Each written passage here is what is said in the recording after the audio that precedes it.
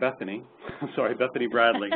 She's an assistant professor in the Department of Environmental Conservation at the University of Massachusetts at Amherst. She received her PhD in geological sciences from Brown University in 2006, where she studied satellite remote sensing of terrestrial ecosystems. From 2006 to 2009, she was a postdoc researcher at Princeton University, modeling the effects of climate change on invasive plant distributions.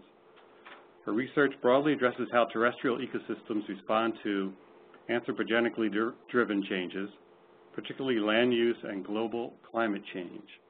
Her work has a strong focus on invasive plants with the goal of understanding invasion risk in the context of global change. Welcome, Bethany. Thanks, Steve, and thanks so much to everyone here for having me. I really appreciate the opportunity. This presentation actually has fewer maps than I am used to presenting. Like Steve said, my background is more in biogeography, and so in the past I've worked more on the interactions between invasive plants and land use land cover change and invasive plants and climate change. And so this work is actually kind of new for me, which makes it really fun and exciting, and I'm still trying to learn more about the first phase of invasion, the introduction stage. So let's see if I can make this work right. Okay, so as you guys probably are much more aware than I am, early detection and rapid response to invasive plants is really critical in terms of stopping those invasions before they reach the kind of end stage of having large impacts on ecosystems and economies. This figure on the left is one that I really like that's actually derived from some studies in California grasslands, where they were looking at how successful eradication efforts were for terrestrial invasive species within those grasslands. And so if the invaded area was really small, so this is in hectares, I don't think particularly well in hectares, so the one on the left is something like a third of a football field in size. So if you have that area of infestation, then generally you have pretty good success in being able to actually eradicate a species, so upwards of 90% success. But if the area is only slightly larger, so up to a couple of football fields in size, then you've dropped below 50% success in terms of eradication, and you're also climbing the effort time, so these kind of like black dots are the amount of hours or thousands of hours that it would take to actually eradicate those. And of course, once we get way up here into the large infestations, then our odds of actually eradicating invasive plant populations drops to basically zero. So what I'm really interested in is thinking about stopping invasions, or how we can use scientific tools to learn more about how to stop invasions before they get up to this stage, or if we look at the graph on the right, down to kind of this stage of having large impacts on ecosystems and economies. And so the next thing to think about in terms of plant invasions are different stages of plant invasions. So invasion risk can refer on a large scale to all the different stages of invasion, but if we really want to pinpoint opportunities to stop invasion, then we need to think about, okay, what happens first? First, a plant has to get transported to a new location. Then it has to be successfully introduced in that new location once it's transported. Once it's introduced, it has to successfully establish in that new location. And then ultimately, once it's established, it has to be able to spread in order to achieve those ecological impacts. And so these horizontal lines on here essentially represent opportunities. So all of those are basically opportunities to stop invasions. And the one that I want to focus on today is this sort of first opportunity. The greatest opportunity that we have is to stop invasive plants before they're actually introduced, stop them at that transport stage, never even let them into the US, and then we never have to deal with the rest of these problems. So we really like this sort of death and captivity opportunity here following transportation to a new region. And I just wanted to point out also just as a start point that most of the time, by the time we recognize a species as problematic, that is, by the time it gets to these stages down here of spread and impact, it's probably been around for a long time. This is especially true of invasive plants, where they have this lag phase, where during that time they are, actually there's a lot of hypotheses about what they're doing during that time. They may be adapting phenotypically to their new environment. They may be evolving genetically or outcrossing with other local species to adapt or evolve genetically. It may just be that it takes that much time to establish a viable population so that they can spread across the landscape. But regardless, we're consistently kind of observing this somewhere on the order of several decades to 50 years lag phase where a species is introduced, and it doesn't really do much for an extended period of time. And on this figure, the time period from when that species was initially introduced at this 1 here to the time period when that species really became noticeable and problematic way up here at the 7, 8, and 9 is nearly 100 years. So I think there is a tendency, certainly I have a tendency to look out at the invasive species in the Northeast or across the U.S. and think of them as, oh, species that were introduced a long time ago, so, we're really dealing with, problems that we created in the 1800s and the 20s and the early 1900s, and not necessarily problems that we're creating today.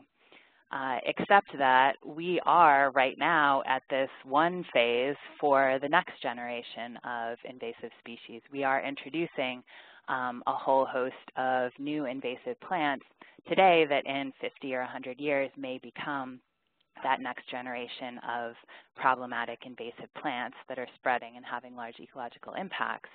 And so the key is, how do we figure out, can we learn more about all of these species, these terrestrial invasive plant or non-native plant species that we're introducing, such that we could actually stop some of the ones that could potentially become problematic invasive. And so that's what I really want to focus on today, are learning more about non-native plant introduction sources across the U.S. So you guys probably are pretty well aware of this point, which is that the large majority of non-native plants across the U.S. were deliberately introduced by horticulture industries. So this is a graphic from a study that was done about 10 years ago, where they looked at sources. So they looked at sources of flowering plants that were recorded by these different botanical gardens and tried to figure out whether they were deliberately introduced, whether they were seed contaminants, some combination of those, or unknown. And the graphic on the left is basically just a graphical representation of this table of the average across all of those different ones. So 60+% of non-native plants within this population from these botanical gardens were deliberately introduced through horticulture trade.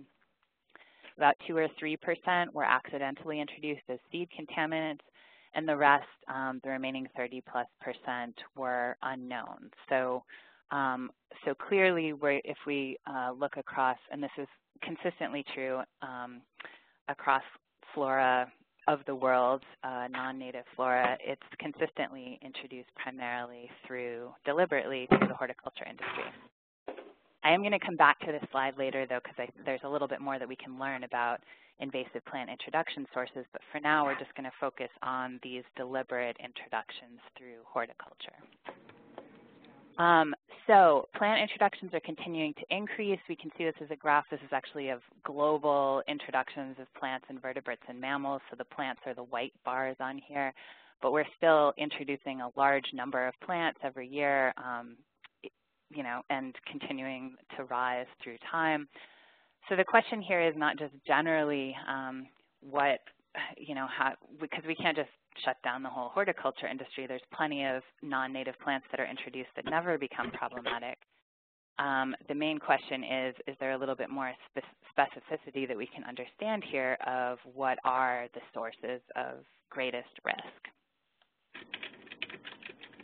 So this is a graph looking at, or a couple of different graphs looking at the relationship between trade and imports in whatever units you want, whether that's dollar values or volume, versus the number of new non-native species introductions, so plants, insects, pathogens, what have you. And generally what happens, the three graphs on the left are actually data that were collected for mollusks, plant pathogens, and insects, and the one on the right is more of a kind of cartoon representation of what we expect based on those patterns. So generally what you see is that in the beginning, when you start trading or when you're trading at very low volumes with a new country, so importing new stuff from a novel or emerging trade partner, you're basically getting these novel species, so species that you've never imported before. And you end up with this really steep rise in the number of new species introductions because of that, right? So if you imagine that we have a trade partner with 100 available species, if we start trading with those, we get 100 possible species, and some number of those actually get successfully introduced. But as we continue trading with that same partner, if there's only 100 species available, then we're basically bringing over that same 100 species over and over again. And at that point, you're ending up with more, you still see a rise as you go on, more species successfully introduced, but at that phase, you're dealing mainly with propagular pressure that you're just trying over and over and over again, and eventually those ones that you missed initially succeed because you've introduced them so many different times. So if we think of this in a trade context, then really what we should be concerned about from horticultural imports or live plant trade imports are these countries or locations in the world that we haven't historically been importing a lot of plants from, these ones that are sort of on the left side of this graph that would form this sort of steep rise in the number of novel plants that we would be introducing.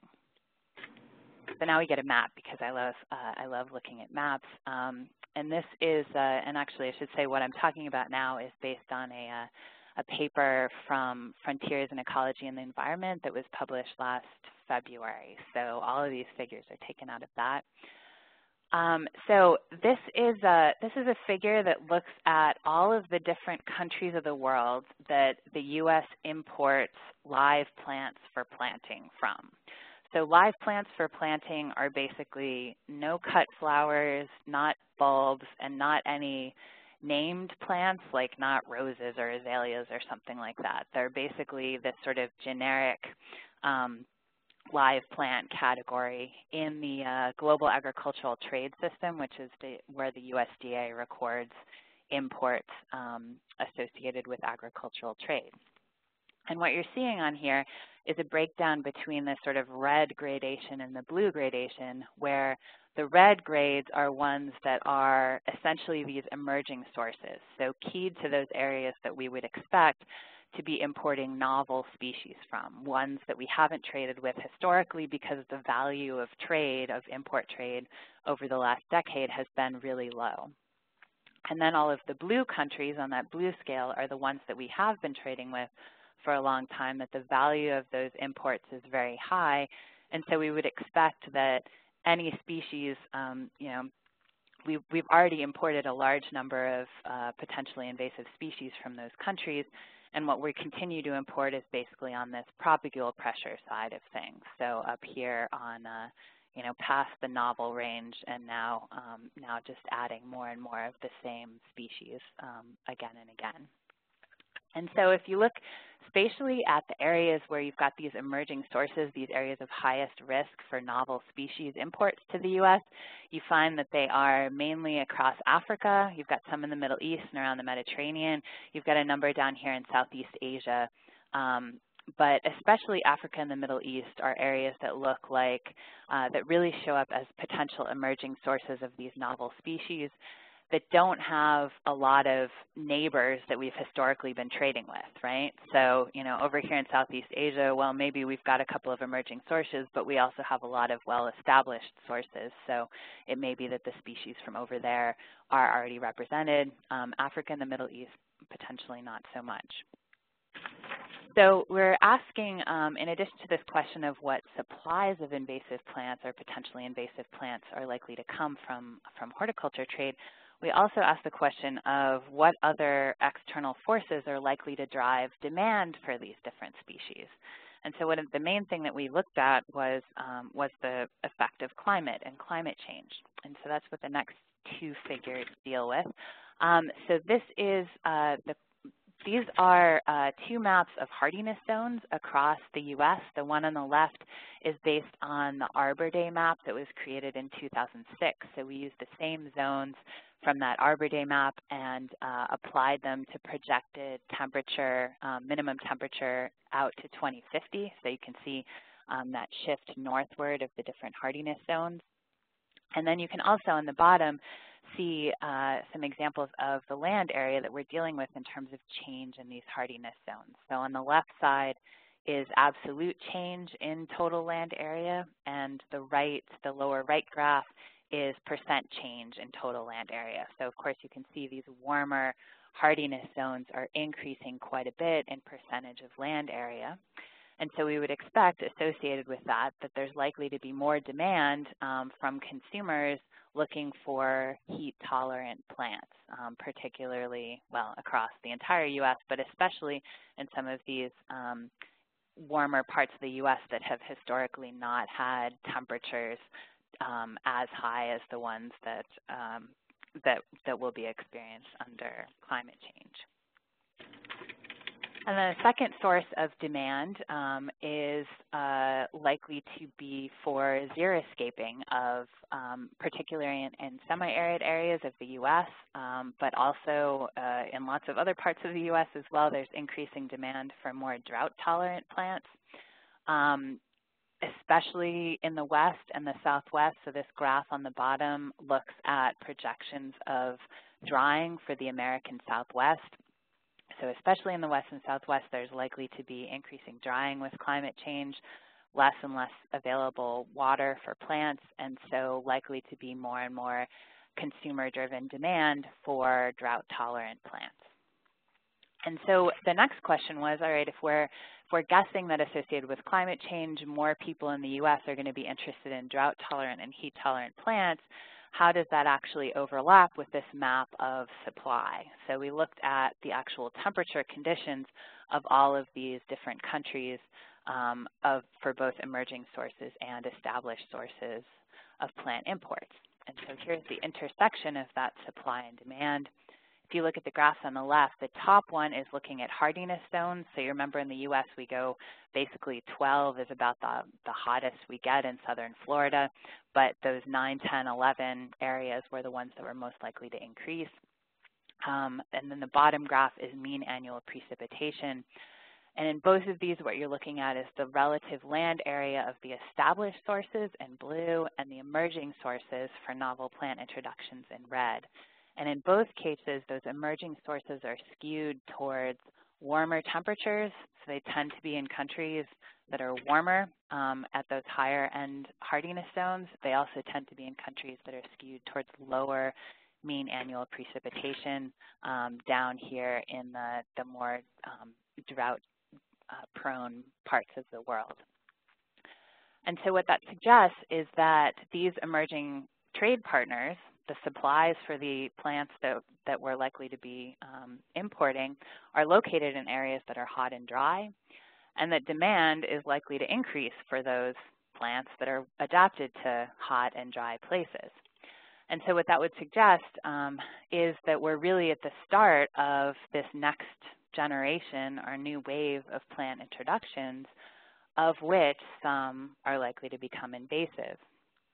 So again, if we go back to our kind of lag phase graphic, if we're trying to understand where the next generation of these deliberately introduced invasive plants are coming from, it's likely to be a lot of those emerging trade partner source countries. And currently, we're here at number 1, just starting or getting ready to start importing those different plants. Many of them are likely to end up here in that 7, 8, 9 ecologically problematic phase. So we focused until now on deliberate introductions through the horticulture industry, and I just wanted to poke at that one a little bit more to think more about other sources of potentially invasive plant introductions.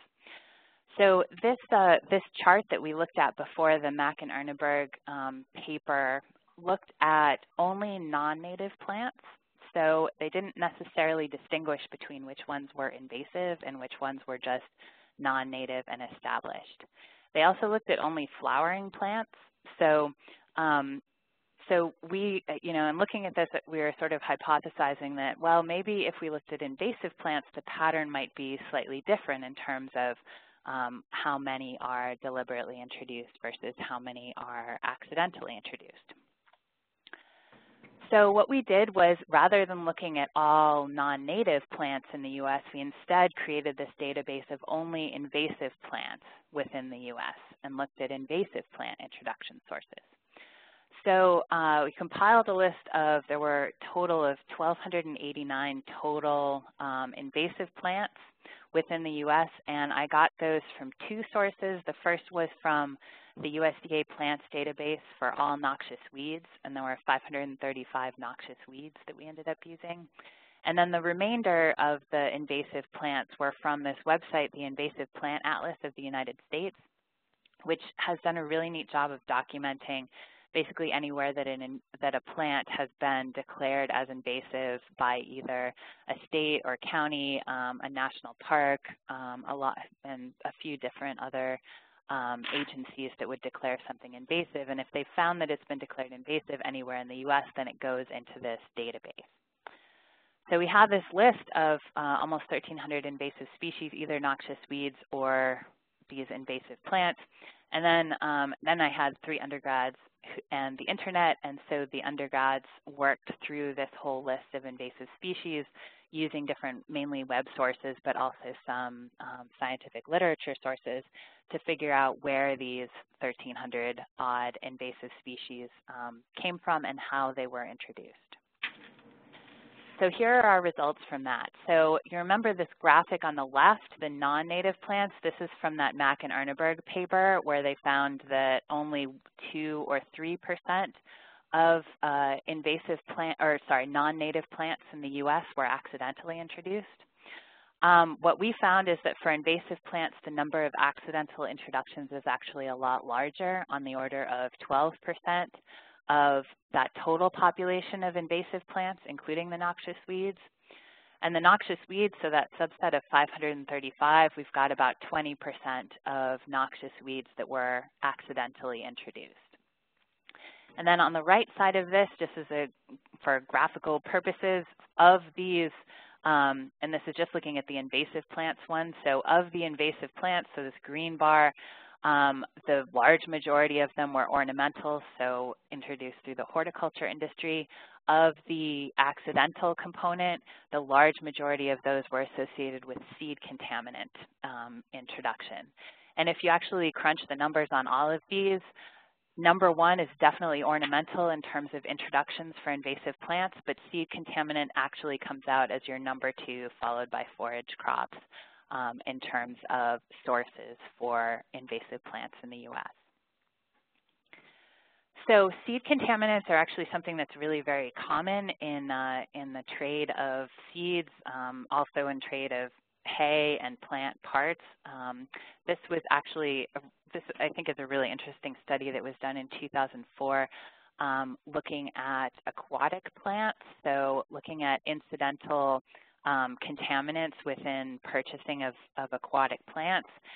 So they bought aquatic plants from 34 different vendors across the U.S., and this list is too big to fit on a single PowerPoint slide, so I cut out the whole middle part, but there's a bunch more in there. And then they recorded for all of those, so they grew the different plants and recorded what other stuff came along with those plants that they ordered. You can see down here that 90% of the plants, these aquatic plants that were grown, had some other plant species associated with it that came with their order that they didn't request. 80% actually had animal, so these are mainly aquatic invertebrates, but actually 2 of them had fish in the plant orders as well, which I think is kind of crazy. and then 43% had some seeds. They also, just as an aside on this paper, because I think it's really interesting, had no problem ordering either, and these, the authors are in Minnesota, I believe, so an area that has pretty good laws related to noxious weeds, but they had no problem ordering both federal and state noxious weeds like purple loosestrife and some other ones, and getting those sent to them. So, so just to back to that initial point that contaminants, seed contaminants, and plant part contaminants associated with trade is really a problem. And this is just breaking that down by plant functional groups, so accidental versus deliberate introductions of invasive plants. And what you can see here is that the forbs and herbs and the grasses are much more likely to be accidentally introduced than vines, shrubs, or trees, which makes sense because those tend to be the short-lived species. They're probably more likely to be grown accidentally along with the seed crop and transported accidentally. But then this last graph, I think, is actually one of the more interesting ones, which is thinking about this accidental versus deliberate introductions through time. So pre-1850, almost all of our introductions for invasive plants, or invasive plants that were introduced prior to 1850, were almost entirely deliberately introduced. But if we go down to more recent times, so post-1950, and the error bars are large here because our sample size is only about 20 post-1950, species that have been identified as invasive, again, because of that long lag phase. But down here, we're getting closer and closer to accidental becoming the, more and more important through time. So more recently, these accidental seed contaminants are really becoming a larger and larger story of the invasive plant population across the U.S. Okay. I remember. And then since I'm a biogeographer, I have to add a map at the end of this. So this is the spatial look at accidental versus deliberate. And you can see that there's a clear geographic trend here, East Coast versus, or Eastern U.S. versus Western U.S., where many of the Western states are much more prone to these accidental seed contaminant introductions, presumably because of agriculture and rangeland and other uses of that land. Whereas many of our eastern states are much more prone to the deliberate introductions. And a lot of this is sort of historical of where we first started introducing plants, which was along the coast and the East Coast, as well as the West Coast in California.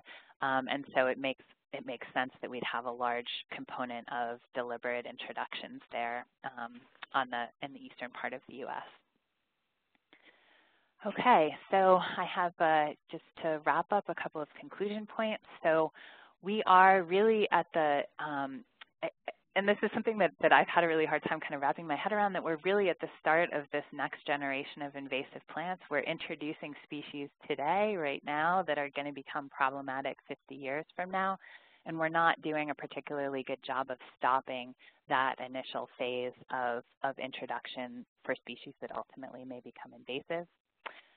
We're seeing that these emerging trade partners are really representing the greatest risk associated with deliberate introductions, especially bringing in novel species from the African continent, as well as countries in the Middle East.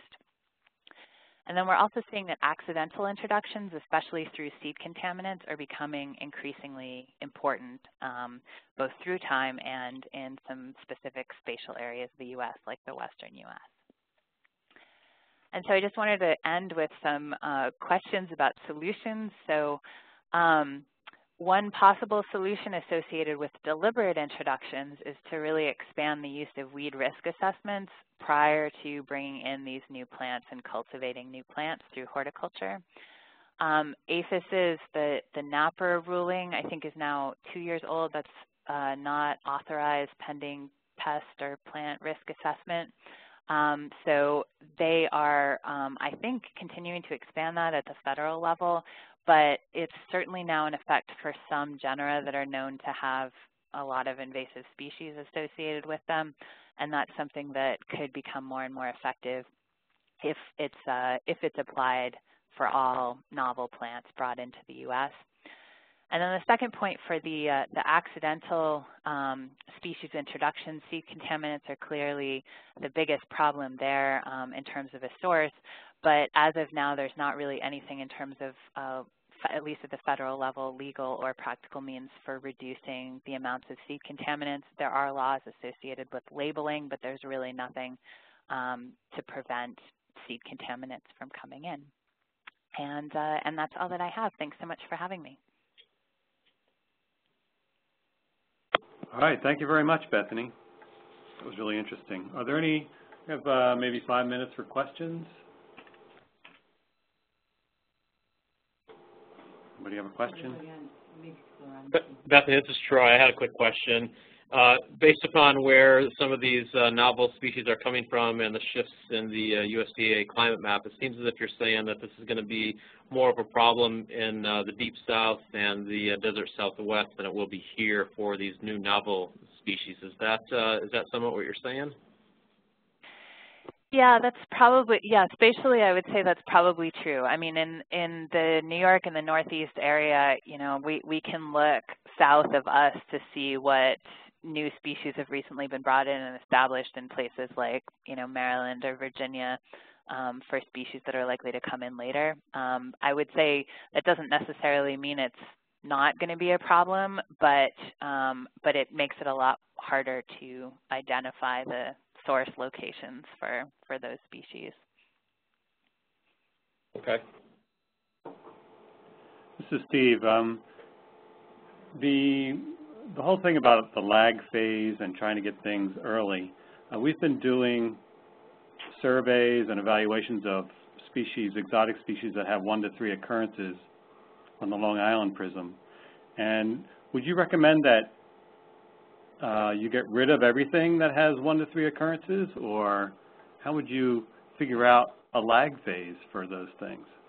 Yeah, that is a really good question, and I don't know that anyone has come up with a good answer to that, because really you've got I don't know how many thousands of non-native species that have been introduced in the U.S., and so only a fraction of those really have actually become invasive. There are going to be plenty of species where we start out at that 1 on the lag phase and just continue at that low level of occurrence indefinitely through time. And so, like you said, the really critical part is how do you figure out which are the ones that are just going to stay at a low level and never really be problematic, and which are the ones that are likely to take off. I mean, there has been a fair bit of work on just sort of the weed risk assessments. So one thing to maybe think about is to try to pull in some information from that approach of looking at that specific species, trying to think in terms of what are the ways that it reproduces, do we know what its native range is, and is that, you know, climatically suitable for the state of New York and the Northeast region, and some other pieces, you know, or does it have any relatives that are known to be invasive species in the same genera, or in the same genus, I'm sorry. Those are the types of things that you could consider in terms of deciding whether to really work to eradicate those 1 to 3 locations. But, you know, I mean, certainly you'd be playing it really safe if you went and eradicated everything, but that you'd probably be doing some overkill at that point too. Okay, thanks. I think we'll move on. Thanks again.